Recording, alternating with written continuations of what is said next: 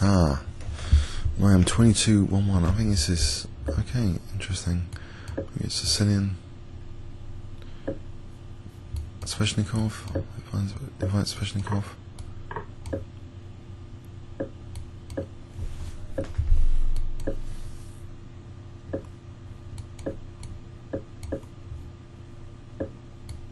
Okay. It's all very. I think I'll just sack that pawn. Try and get some play. 5-minute game. So bishop g5 and f5, hopefully getting some play soon. Actually, maybe I'll stick that there to try and win that. Win b6. It looks a bit artificial to play b6. Let's play knight c4.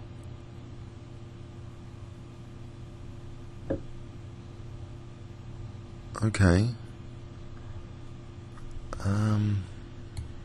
Just try and play King-H8 Nf5, I think. Try and just put some pressure on White's centre.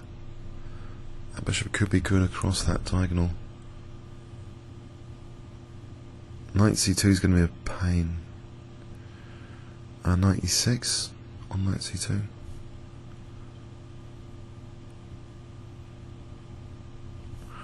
Okay, so yeah, I'll play f5 here.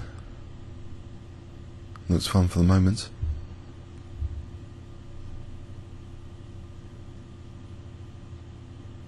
Knight f3 is a forcing move. Brilliancy game yesterday. If I want to double the pawns. An exchange sack looks very tempting. And then knight f3 looks really tempting. What's a rook? So he takes that and then bishop f4. Interesting. Check. So if I play bishop f4 and I've got queen h4. Material versus quality versus time. Kasparov. Okay, how do I get my queen over there? Quickest way. Bishop f4 g3. Hang on, he's opening out that diagonal. He doesn't want that diagonal opened up, surely. So queen h4 immediate threat. h3, e3. Takes queen h3, queen sack. This diagonal could be good. Could this be a brilliancy? What's a rook? Material, quality, time. So I'm getting a bit of time for my attack here. He's munched this rook. I'm not going to routinely take. I'm going to lose that. I don't want to lose a6 anyway. I don't care about a6. I care about the king side here. And it's through the centre. Okay, so queen h4, h3, e3 starts to set up a potential pin on that h3 pawn. fe, for example. Okay, I think install the queen. There's queen d7. Could be a pain. Queen d7. Okay, so what if I just played queen a8 just to play e3 and target g2 for a moment? Although there's queen d7 could be a pain. Well, there's knight d2 and then just play e3 to play rook bishop g2. This battery's not so bad, surely. Why didn't I play knight d2 there? Okay, a chance for knight d2 here. I just want to play e3 and bishop g2. Use this battery opportunity, free battery.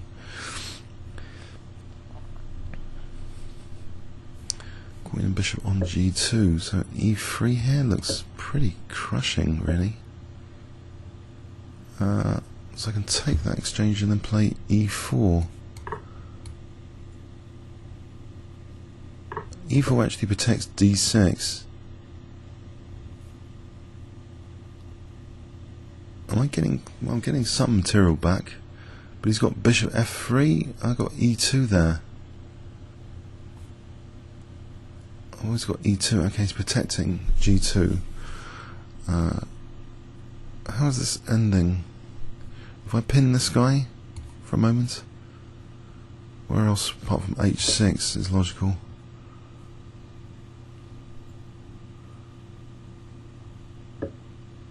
Okay, these centre pawns are good. If I play d5, d4, was it a chance to play e takes here for e2?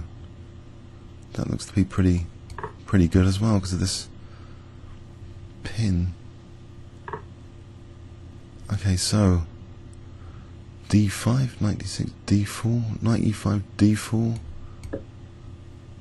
It's got queen d4.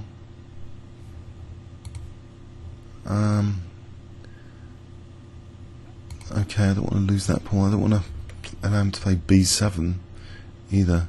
So about bishop f4, trying to set up.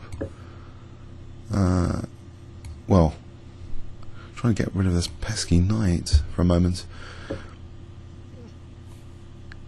Okay, g6. I've got the dark squares fairly covered at the moment,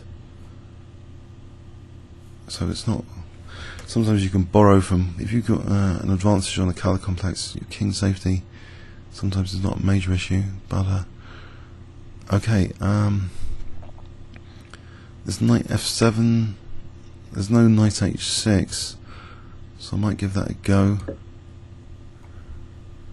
If I can get to play d4, I'll be on f3 again. Knight f7,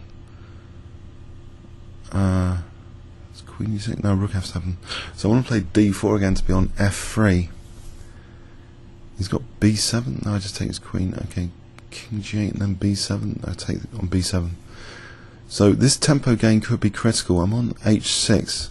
This g6, as I say, it's sort of, if you've got an advantage on a colour complex, sometimes you can take a risk, what would normally be a massive risk on that colour complex, but if I've got a little bit of an advantage on the dark squares, then that might not be so bad. So d4 here is on f3. I can't see the problem with that. There's b7, I suppose. Okay, b7, queen b8 does tend to put more pressure on his f3 for a moment, but b7 is going to be a pain. Then you have knight f7, king g8. Okay, this is a chance for queen b8 here, surely, because there may be bishop h2 and queen g3. It's getting a bit short on time. Bishop h2 for queen g3. It looks as though I'm doing well here. Whereas his knight's kind of stranded, and his rook and bishop are not really doing much. Although there's bishop d5. Hold on a sec.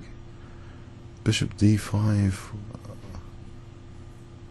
Whoa! What do I do on bishop b5? He didn't play it.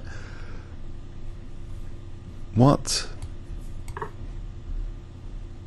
Bishop c4. It seemed crushing. Okay. Okay. Let's avoid the checks. Avoid the light squares. I want bishop h2 without.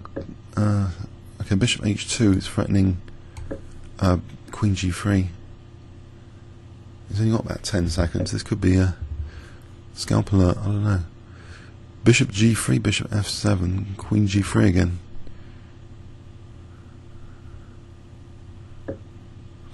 Okay, he's on that. So rook f3 for a moment. Get a critical tempo. Right. So if I play this, there's queen h2. King takes, queen f2 and h5. It looks as though that could be a promising attack. So queen h2, queen f2, queen e4. I might just rook f2 here, simple. He's only got queen g8, my king's got h6, I've still got that dark square stuff advantage. So queen g3 should be perfectly okay. Covering h4 anyway for queen e7. Check. Okay, enjoyed that. Hope you did.